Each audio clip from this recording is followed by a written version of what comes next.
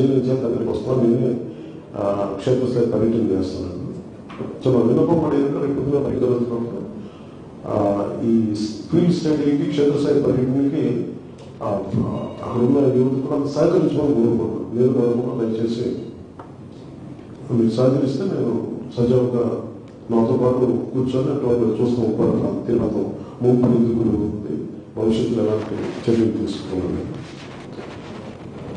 అలా మేజర్ ఇంకొకటి science and టెక్నాలజీకి సంబంధించి సైంటిఫిక్ డెవలప్మెంట్ అంటే ఎంత అభివృద్ధి వ్యక్తున్నారు. మనకి బ్రెయిన్ ప్రతిసారి ఎక్కడ చూసినా సరే ఏ కంపెనీలో ప్రపంచంలో సీఈఓస్ ఉంటారు.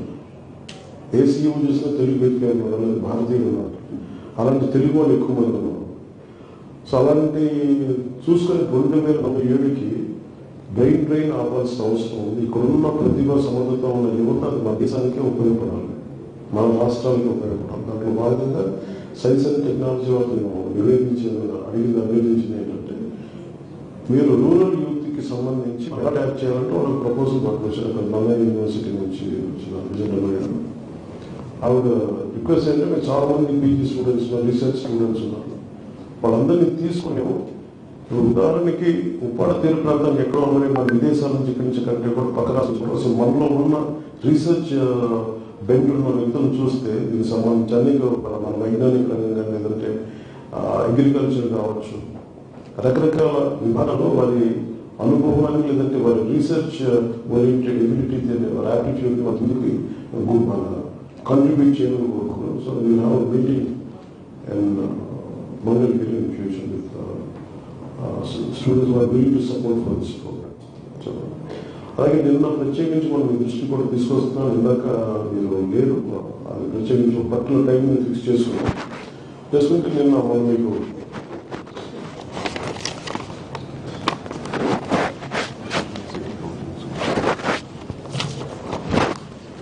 నేను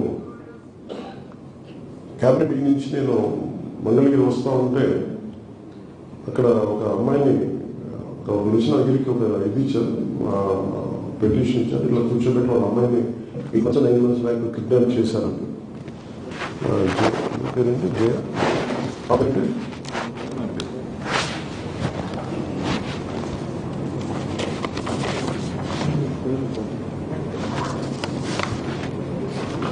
సో భీమవరం వాస్తవ్యులు వాళ్ళ మదర్ వచ్చి వాళ్ళు ఇంకొక కూతురుని తీసుకొచ్చి ఇట్లా నా బిడ్డని 9 నెలల క్రితం కిడ్నాప్ చేయాలని తీసుకెళ్ళిపోయారు.